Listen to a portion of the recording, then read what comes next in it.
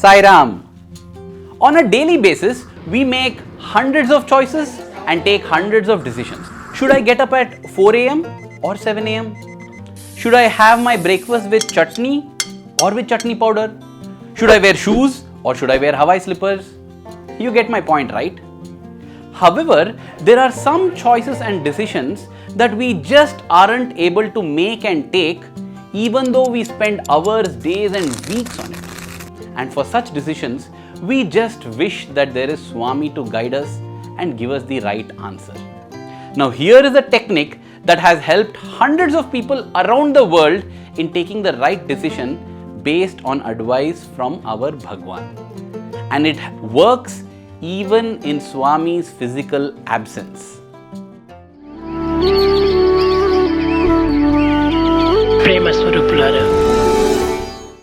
Let me take you back in time to the summer of 2006 to the hostel of the Sri Sathya Sai Institute of Higher Learning. Though the summer vacations had been declared, quite a few students had stayed back. Why?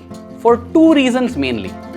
One group of students had stayed back hoping to be among the students selected by Bhagwan to travel along with him to Kodaikanal. The second group of students felt that there was no way Swami would take them to Kodaikanal, but they wanted to stay back so that they can enjoy a few additional darshans, interactions and hopefully close interactions because the number of students staying back were less.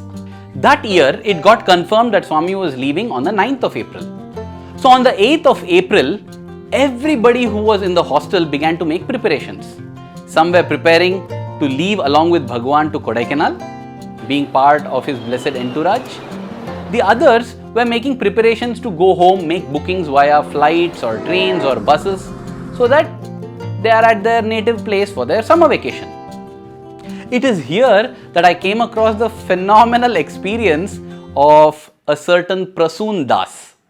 Prasoon had his bookings for the 9th of April precisely back to his hometown, and he said that he had done his booking 1 month in advance. I wondered how on earth did he manage to get that correct date. He said, Swami told me. Now this was surprising because I had never seen Swami speak to him during those days, so I asked him whether Swami told it to him in a dream. He said, no, Swami told it to me via a toss. I did a toss in front of Swami and the answer came 9th. A toss? How did you do the toss?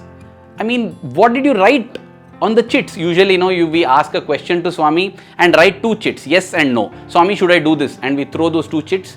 Yes means we do it, no means we don't do it. Prasoon Das says that he felt Swami was definitely leaving for Kodaikanal in the month of April. And therefore, he made 30 slips dated 1, 2, 3, 4, 5, 6, 7, 8, 9, 10, 11, 12, 13, 14, 15, 16, 17, 18, 19, 20, 21, 22, 23, 24, 25, 26, 27, 28, 29, 30. And threw 30 chits in front of Bhagwan and picked up 1 chit. And it happened to be the 9th of April. So he did his booking for the 9th of April. Wow! This is the technique that I was referring to, drawing lots in front of Bhagwan. It has helped so many people, myself included, on so many occasions. Of course, for this the prerequisite is implicit and 100% faith. Faith meaning I am sure that it is Swami sitting in front of me and he is giving me the answer and I am talking to him. Which in turn means, number 1, my choices or decisions cannot be adharmic or unrighteous. I cannot ask Swami, should I loot 1 million from a bank or should I loot 10 million from a bank? I am not able to decide. No. Should I harass him physically or should I harass someone mentally? No.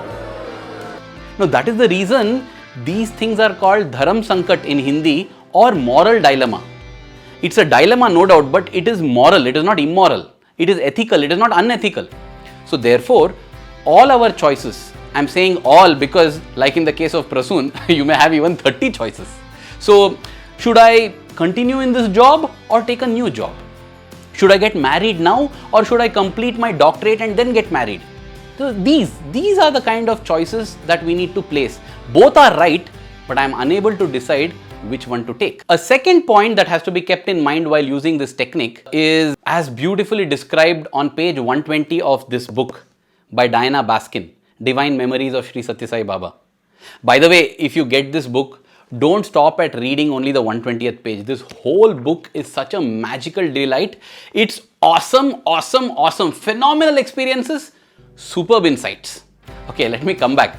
So, what is the second point is that whenever we want to ask Swami for a decision, we must not have any preferences, priorities, or likings or desires of our own.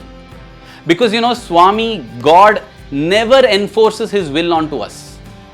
He always says yes, yes, yes to anything we ask. So, if I want to get truly Swami's answer, I must be an empty vessel, allowing his answer to come into me. There is a way to check this also. Suppose I want to know whether I should do something or not, and I write 2 chits, yes and no, and throw it before Swami. Before picking the slips, just examine yourself and see if you have a preference for anything. Whether I'm hoping that I just hope it comes yes, I just wish it comes no. If such a desire or a wish exists, then we have not surrendered truly, and we cannot depend on this method. If when I close my eyes, I feel whether it is yes, it is Swami's decision, no problem. Whether it is no, it is Swami's decision, no problem. Then I can go ahead and pick one of the slips and get my answer right. Summing up the whole thing, putting lots in front of Swami with full faith in him is a technique that works 100% provided we keep 2 things in mind. One, that none of our choices are adharmic because we have full faith that we are doing this in Swami's presence. And second, we have totally surrendered to him.